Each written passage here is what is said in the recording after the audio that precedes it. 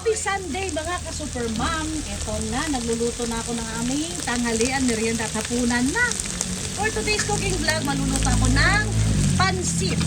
So, nagisa na ako ng sibuyas, bawang, at kalahating kilo na sahog natin na manok. Ayan. So, ngayon, dahil sa putsado ng ating karning manok, maglagay na ako ng tantiameter na toyo. Ayan. Ngayon, para mabilis ang ating buwan sa pagluluto, nagpakulo na ako ng tubig. So, igisa ko ng konti ang toyo bago ko buhusan ng kumukulong tubig para mabilis ang ating pagluluto. So, ito na, ibubuhos ko na ang kumukulong tubig. Ayan. 1 kilo lulutuin natin, kalahating kanton, kalahating bihon. Yung ano mo na, puti. Hindi. Ayan ang kulo na hinihintay ko. Ilagay ko na ang carrots kasi medyo matigas si carrots. Wala tayong kinchay. Dahil walang mabili sa palengke. Ewan ko kung bakit. Hindi ko alam. Wala, umikot ako. Sana nga, bumili nila akong celery. Kaya nga. Nakilimutan ko na sa kakaikot. Hindi maglaglag. Hinihintay kong kulo. Sige, inumunod mo na o ilagay mo na ang bihon. Yan.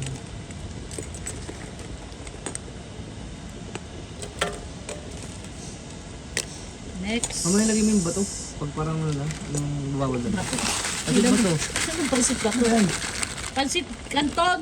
Kanton ba yan? Pansit bato. Bato, naluto ko na yun eh. Yan, sige, lunod mo na, Ab. Alay, yung bato? Pansit kanton, bato ka ng bato din eh. Bato. Pansit kanton yung sauce na.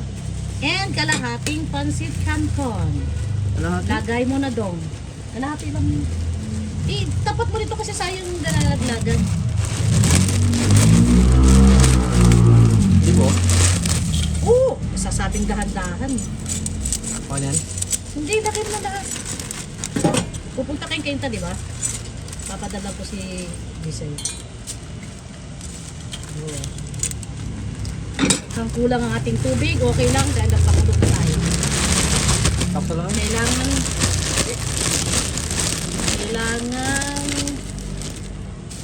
hindi malapsa, kaya mas maganda unti-unti lang ang ating paglagay ng tubig.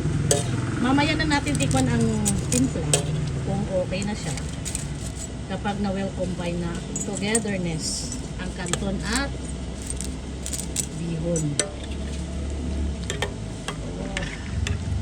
Kahirap na haluin.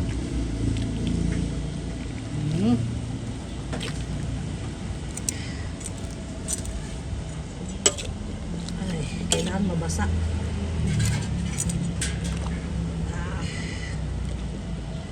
Okay, hayaan muna natin maghalo, magbanding together, balikan natin mga ka-supermom. Dahil wala tayong kinchay na mabili at nakalimutan ko bumili ng celery, ito na lang optional.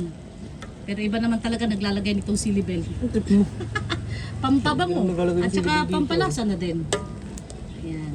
So, naka-mix well ng ating kanton at bihon, nilalagay na natin ang repolyo. Maraming repolyo, mas masarap. Aboy, maano.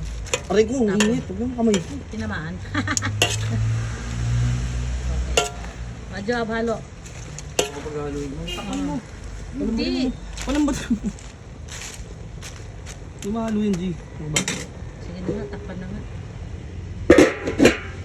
At ayan na, dahan-dahan ang hinahalo ng anak ko dahil baka magtalsikan ang maraming repolyo. Ayan. Pasisingawan lang natin yung repolyo, hindi kailangan na lutong-luto. Kasi mas masarap magkahaplo. Habang hinahalo ng anak ko, ilalagay ko na ang pinirito ko kanina na fishball, kikiam, and squid balls. Okay, halo. So, ayan, luto na yung pansit natin. Kasi pinapahalik na natin sa init yung... Totoy ko yan, be. Ay, sorry guys. Hilig mo kasi, ano ba yan?